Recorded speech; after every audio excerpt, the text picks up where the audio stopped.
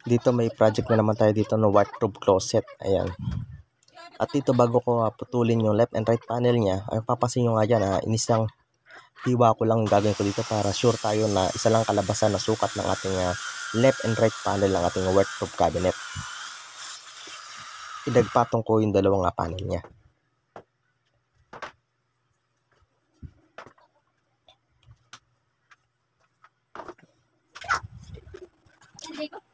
Then dito yung pinaka partition naman yung gagawin natin dito, yung pinaka gitna niya, dahil sa gitna kasi medyo mas maliit siya ng konti.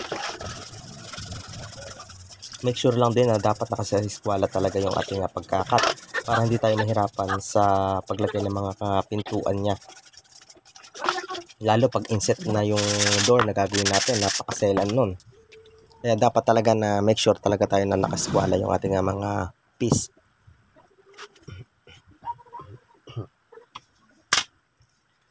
At ito ginagawa ko yung pinaka-paa o yung pinaka-puting ng ating cabinet. Una kong ginagawa yung pinaka-paa ng ating cabinet bago ko ilagay yung left and right panel niya. Yan, binarahan ko lang din muna siya para sa ating papakuan.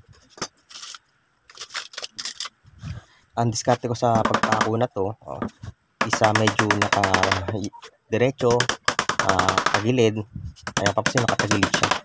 Ayan, bali sa lungatan ng pako dyan, na nakatagilid. Ayan, papasin nakatagilid ng konti pako para mas matibay siya.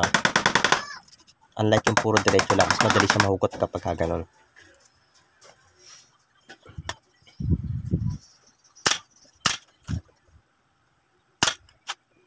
Ito silalagay ko na nga yung left and right panel niya. Marami na rin ako nagawang cabinet na ganito, kaya hindi ko na rin talaga i-detalye lahat dito yung ating paggawa nga na marami na nga tayo. Huli sabi ko marami na akong ginawang ganitong cabinet.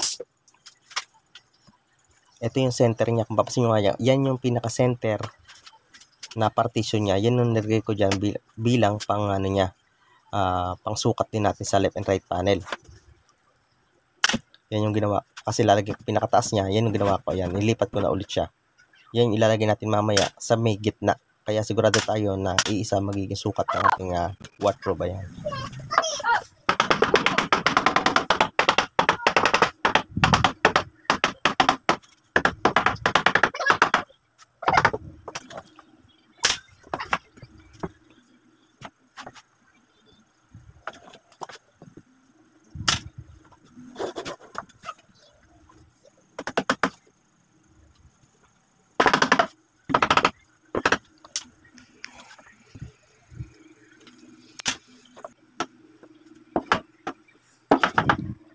Gumamit din ako ng edge square para sigurado tayo dito na eskwala pa rin yung ating cabinet.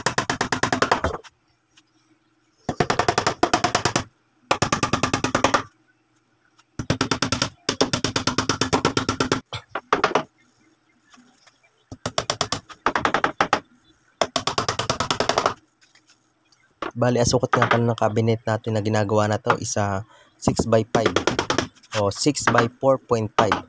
6 feet yung taas niya, 4.5 naman yung kanyang width. Pero yung depth niya o yung kanyang patungan o yung width na depth niya isa nasa 50 cm. Para hindi malukot yung ating damit kapag naglagay tayo dyan ng damit, lalo pag nakahangir, hindi siya mabend yung hindi tumatama yung pinto doon sa pinakahangir niya para hindi malukot yung ating mga damit. Kaya medyo malalim siya. Dito sa part na to nilagyan ko din siya ng dalawang drawer. Gawa ko dito ng drawer para lalagyan naman ng mga underwear. Yan, maliit lang na drawer ang ilalagay ko rito. Gawa nga ng medyo maliit lang naman yung ating wardrobe. Yan. Tsaka maliit lang naman yung mga underwear kaya kasyang-kasya na yan. Bali 2 piraso. Ginawa ko nga rito na pinakapansalo ng ating drawer. Hindi na siya yung disuksok, yung dipatong lang siya. Ayan. Dalawang klase kasi pag gumagawa ako ng mga ganitong mga drawer, dalawang klase ko gumawa. Isang nakapatong na ganiri lang at saka yung naka-groove. Mayroon siya sa likod na disuksok. Ayan. Pero kaya gawin tong ginawa ko para hindi na masayang yung space pa kasi maliit lang yung drawer na to. Pero pag medyo malaki yung drawer, ginagawa ko yung disuksok, ayan, para hindi mabawasan yung lalim ng ating drawer. Andito ko lalagay yung pinaka dalawang drawer niya sa lalagyan or lalagyan ng mga underwear o maliliit na damit o kung ano man. Pwede rin siguro lalagyan to ng mga accessory o pera, jewelry box, yan. Lalagyan na lang natin siya ng lock siguro.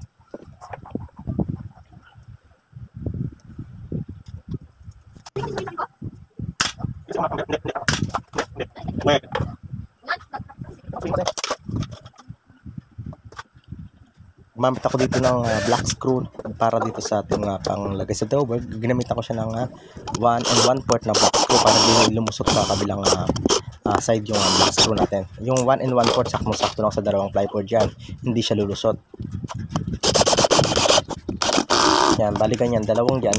Tapos sa harapan ng ating drawer, pinapakuan ko pa yan ng 2 inches. Pinapakuan ko pa ng 2 inches yan para mas maging matibay yung ating drawer face. Ito yung ating yari na o finish. Ayan. Finish siya sa assembly pero wala pa siyang pintura. Ayan. Dito yung dalawang drawer natin yung nakalagay. Ayan. Dito sa portion na to, bali 4 siyang pinto. Dito sa left side, lalagyan natin siya ng salamin. At ito na yari natin pinturahan yung ating cabinet. Wardrobe cabinet. Ayan. Pinturahan natin siya. Medyo maulan talaga kasi may bagyo kaya natagalan bago natin ito mai-finish. Ayan. Ang ginamit kong pintura dito sa epoxy enamel para matibay na siya at the same time makintab pa siya. Yun ang malimit na ginagamit ko sa pintura ng ating cabinet. Ayan. At ito ilalagay ko ang pinakahangiran niya. Kunin lang natin yung pinaka-center ng ating cabinet. Gumamit din ako dyan ng eskwala para sa tatamaan ng ating lalagyan ng ating hangiran. Gawa nga na DIY lang din yung sabitan na ginawa ko rito. Kaya papasin nyo, gumawa ko dyan ng parang pa-diamond o square na ginawa ko nilang siyang parang pa-diamond. Tsaka ko siya nilagyan ng group para magkaroon siya ng konting design ng ating hangiran. Tsaka ko lang siya itutornilyo dyan o lalagyan natin. Gagamit tayo dyan ng 1 1/4 ulit na black screw. Yan. Mas magandang tingnan yung ganyan para sa akin kaysa yung binibili natin na stainless na isabit dyan.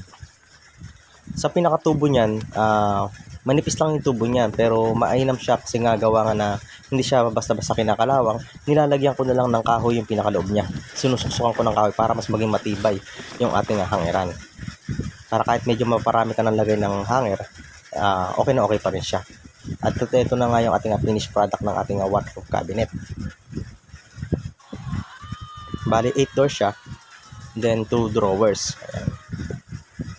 Ito yung kanyang drawer. Ayan. Medyo mahaba siya. Maraming mailagay na mga underwear dyan o jewelry o mga pera. Ayan. Lalagyan lang natin yan siguro ng susian. Ayan.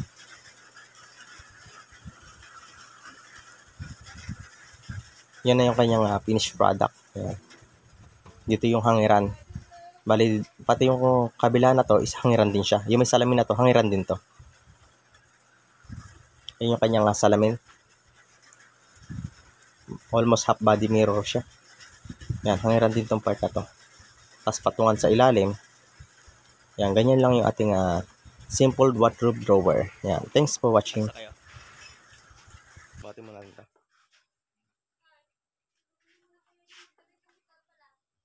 Diyan lang sa